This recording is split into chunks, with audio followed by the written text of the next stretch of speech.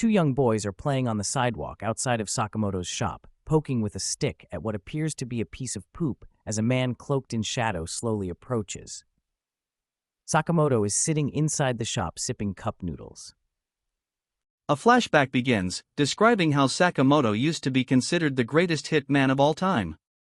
A younger, thinner Sakamoto is shown fighting a large group of men within a building, managing to kill them all with ease and even decapitating one with his knife. It's stated that he was feared by all of the bad guys and revered by the other hitmen, and that his dominance as a hitman only came to an end after he fell in love with Aoi at a convenience store. After meeting her, he retired from being a hitman, got married, had a child, and got out of shape, becoming much fatter and growing a toothbrush mustache. Back in the present, the cloaked man is revealed to be Shin, who states that he'd been looking for Sakamoto as he walks towards the store. Within the store, a young boy draws a 2-ring target on the windowed door with a marker, telling Sakamoto that if he hit it with his suction cup arrow he would get a free juice. Sakamoto watches from behind the convenience table, with Aoi walking up in front of him and noting how often the boy had been coming to their shop as of late. The boy throws his arrow and misses the target, saying that he had one more try as he bends over to grab the fallen arrow, his backpack opening as its contents spill out, a bottle of juice falling out and squirting its contents onto the pant legs of a man in front of him. The man responds with anger, grabbing the shirt of the boy and pulling him towards him as he yells at him to look at his now stained white pants, pulling his left arm back as to punch the boy before Sakamoto grabs his wrist. In his mind, Sakamoto contemplates grabbing onto the back of the man's head and stabbing a pen through his throat. He refrains from doing this, however, letting the man walk off as he calls him a porky, the young boy crying as he thanks Sakamoto. Sakamoto is relieved, thinking about how he nearly killed the man. Behind Sakamoto and sitting on the convenience table, Shin tells him that he saw what he was thinking, and knows that he was close to puncturing the man's carotid artery with the pen. Shin says that it had been a while before stating his name within the Hitman organization, Shin the Clairvoyant.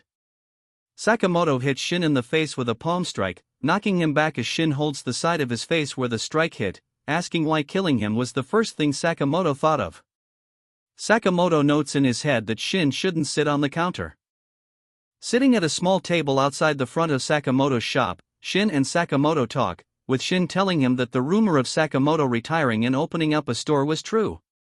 Shin tells Sakamoto to return to being a hitman as working at an everyday store was a waste of his skills. In his head, Sakamoto says that he wasn't going to go back to being a hitman. Shin tells him that all of the bad guys feared him before, that he was a legend, and shows confusion and shock at how different he'd become. Sakamoto ignores him as he opens a cup of noodles, slurping them as Shin shows disgust, thinking about how Sakamoto only used to eat field rations as he takes out and moves to light a cigarette. As Shin is in the middle of telling Sakamoto that he was but a shadow of his former self, the latter takes out a box cutter, the end of Shin's cigarette falling as it's cut off by Sakamoto. Shin looks over at him in surprise, with Sakamoto pointing back to a no smoking sign. Shin takes this as Sakamoto telling him that despite his worse shape, he could still kill him in an instant. A man on a bike calls out to Sakamoto from the street, asking for his help with something. Sakamoto obliges, Shin following him as the neighbor leads them to a tree he needed to prune the branches of, complaining that he couldn't reach the branches at the top. Sakamoto prunes the top branches with ease.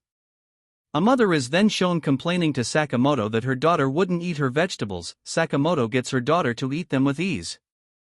Two boys complain to Sakamoto that they only had one ball to play with. Sakamoto rips their ball in half with ease. Shin falls to his hands and knees, in shock as he realizes that Sakamoto had become the town's jack-of-all-trades.